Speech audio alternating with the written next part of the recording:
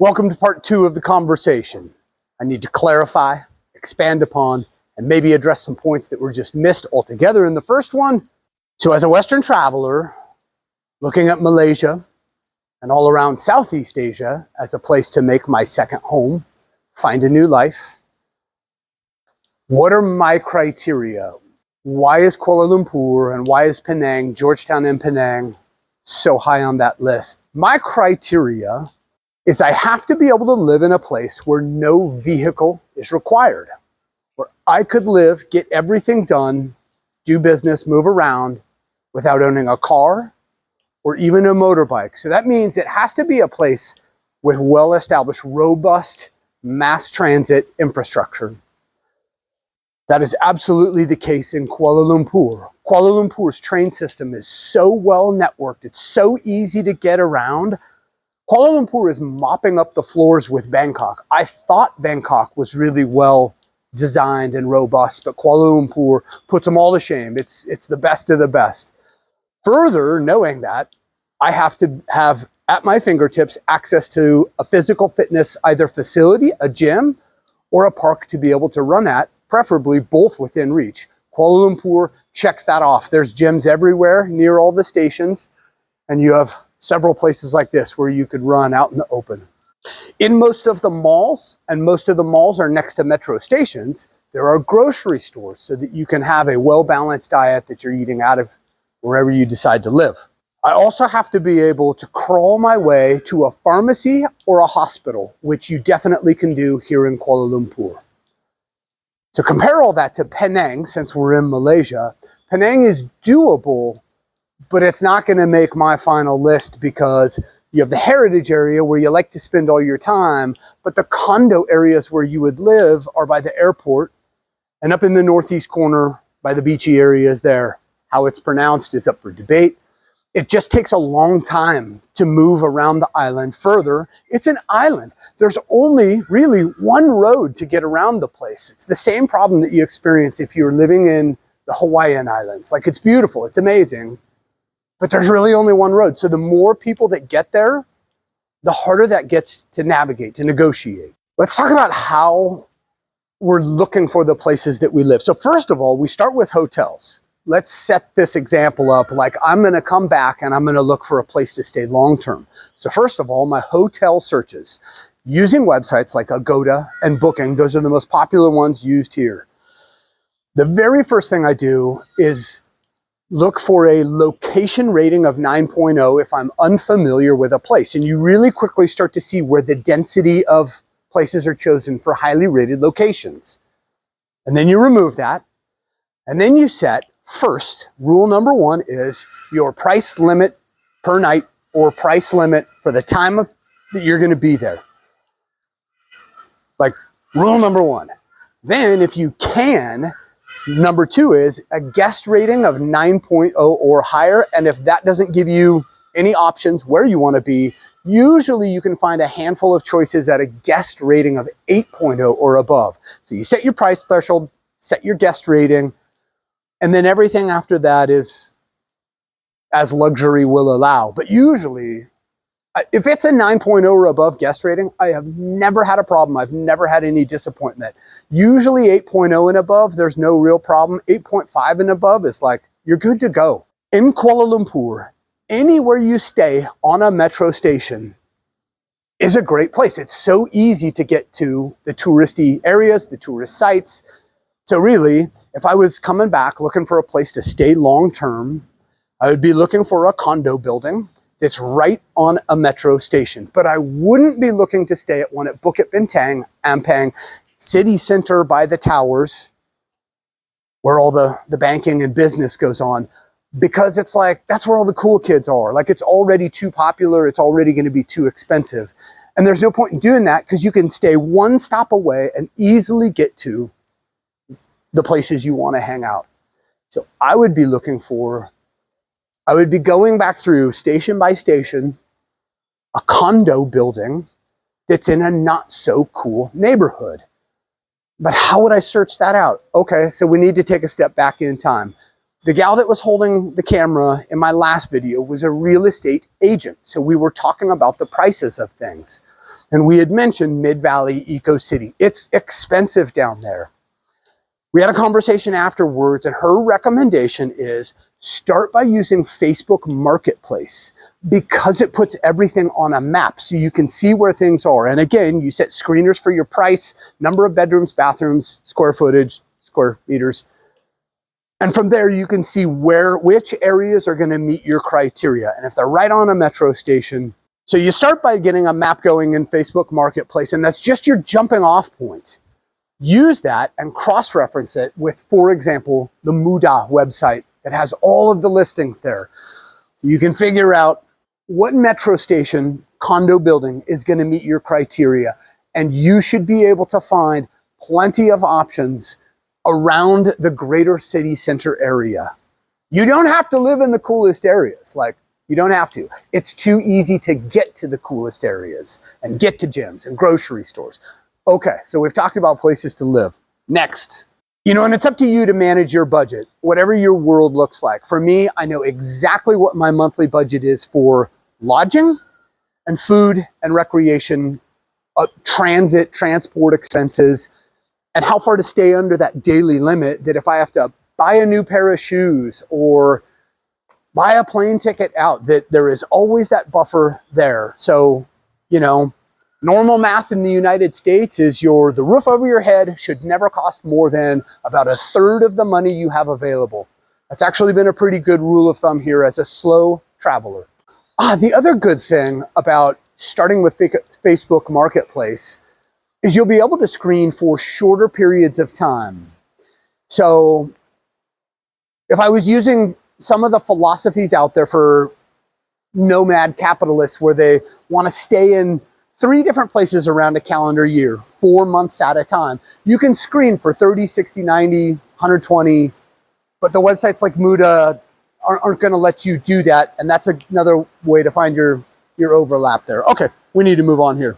The honest reason why I didn't go see any of the islands is I couldn't afford it. I went to go see if I could do it and made little shorts that are on my page of how to get to the islands and back, how to do that as smart as possible.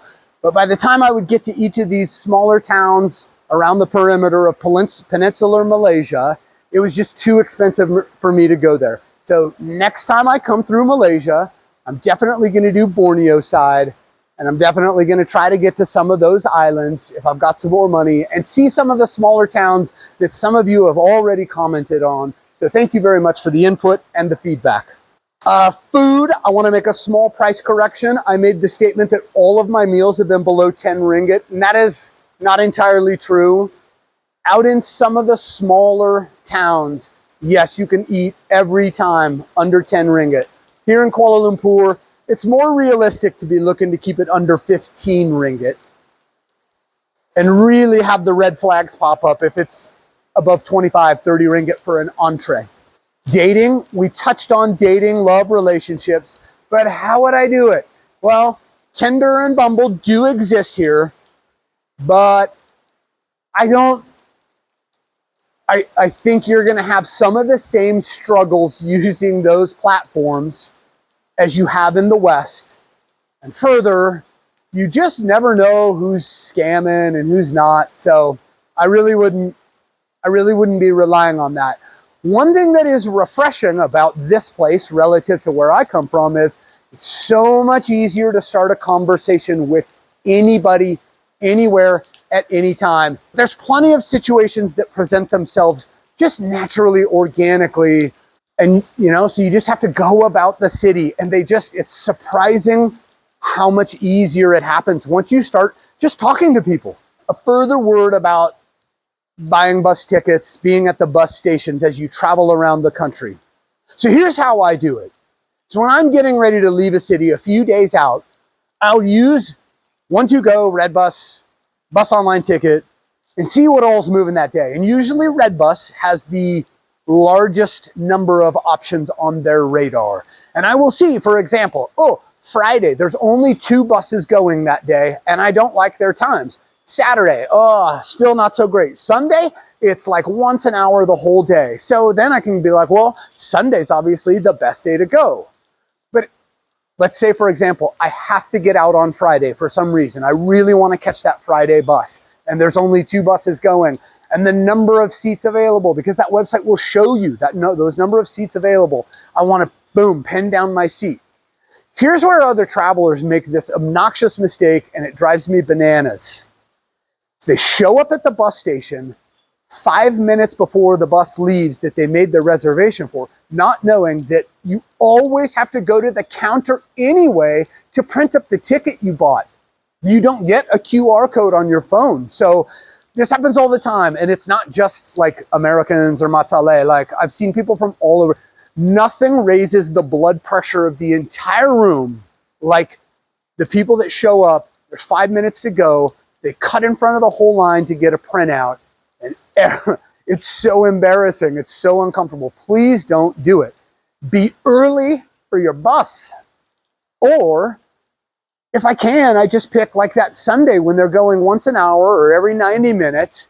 And well, since most hotel rooms, you check out at noon, give yourself an hour to get down to the station, plan on getting a bus after that, like an hour later. That gives you time to grab snacks, go to the bathroom, get situated, and take your time getting on the bus. Done. Too easy. Please don't be obnoxious out there with the bus system. And I just prefer, if I can, to roll out of town on a bus when there's a whole bunch of options available, because the buses they don't get as crowded those days. You got plenty of time, space to sprawl out.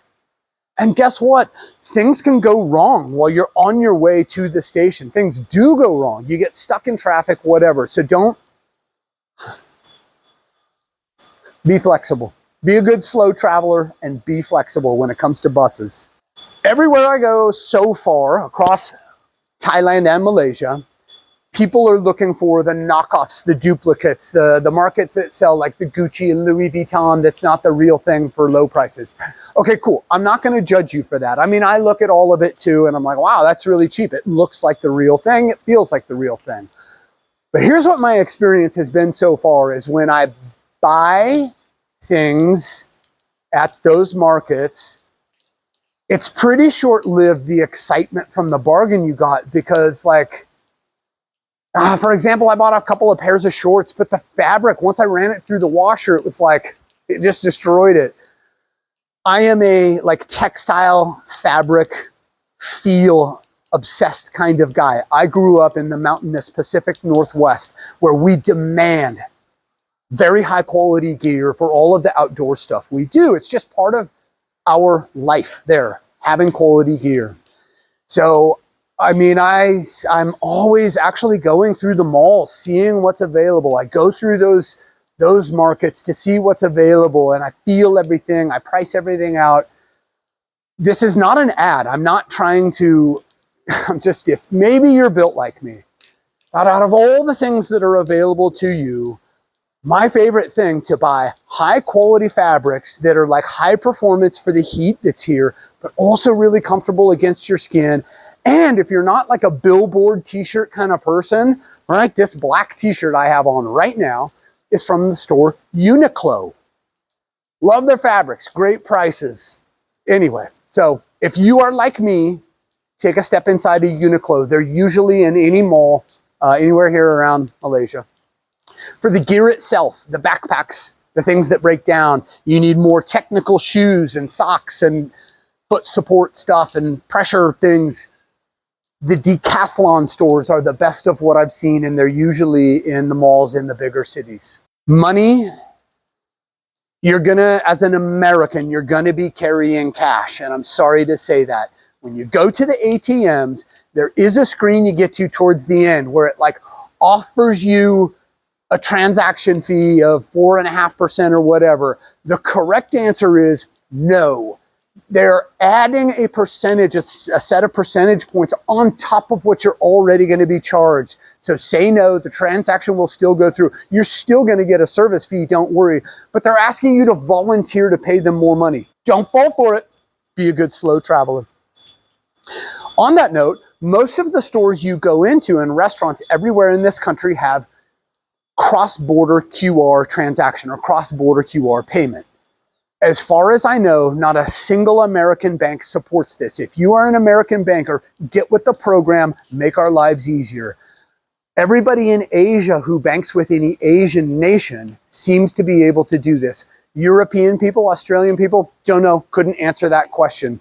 But travelers around the world are really leaning towards Schwab Bank because of their low to no transaction fees on cash withdrawals. So Schwab, get it together. If you really need something that you can't find in a mall, which though hard to imagine because the malls here are enormous, the website Shopee here, Shopee, is like an Amazon back home. So if there's something, yeah, Shopee is where you can get it delivered. Man, I got something in Kuala Lumpur delivered to me within 3 days.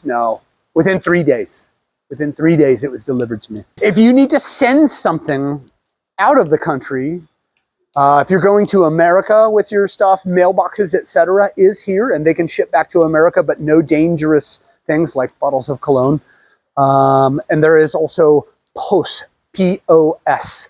They will ship internationally. They're in most of the cities that I've seen. There are other smaller operations close to large market assemblies. And lastly, what does it feel like? What's it feel like being here? That is sort of like, it takes you time to figure that out. And if you were in Bangkok before, you know what I mean when I say being in Bangkok is like trying to ride a firecracker. I did not know what to expect of that city either. I thought I would hate it because I hate American cities. I cannot wait to get out of cities in my homeland, mostly because it's totally dependent on private vehicle transport. So it's a complete nightmare living in a big city. But it's totally different here because of the emphasis on mass transit. These people are so far ahead of us when it comes to mass transit. So Bangkok, amazing. I love that city, but it's sort of like, it's pretty intense. Kuala Lumpur, the magic is in the nuance. And you find that magic as you wander around and get lost. I've talked about that in plenty of different situations. But when you move around this city, it's like this beehive of millions of people just going about their lives, going about their business, going to and from work and restaurants. Millions of people, but it never really feels like that big of a city. It's really an incredible place. And so if it's not on your radar to look at as an expat or a retiree or a nomad, I humbly and respectfully request that you consider it because it's a very special place. And the guy behind the camera is nodding his head up and down right now, agreeing with me. So that's that. And we'll see you in the next town.